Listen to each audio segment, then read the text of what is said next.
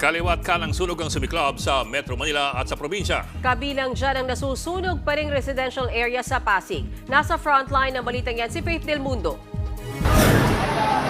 Nilamon ng naglalagablab na apoy ang bahaging ito ng Barangay Manggahan sa Pasig.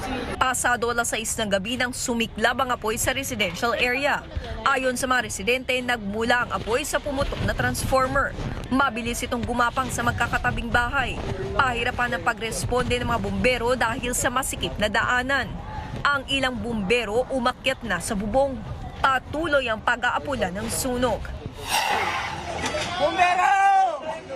Nabulabog din ng sunog ang mga residente ng Barangay Kabayanan sa San Juan.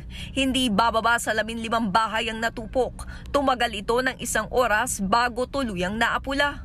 Ayon sa Bureau of Fire Protection, nagmula ang apoy sa second floor ng isang bahay. Wala namang napaulat na nasawi o nasugatan. Halos ₱250,000 ang mga napinsalang ari-arian. Iniimbestigahan pa ang sanhi ng apoy.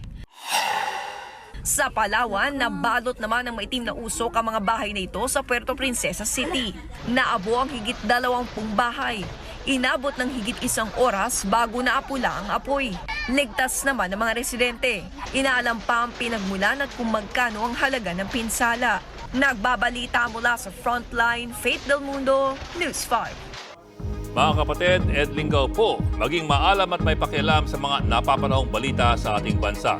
Para sa mas malalimang pagtalakay at paghimay sa mga issue at headlines, tumutok lamang at pag-subscribe sa social media pages ng News 5.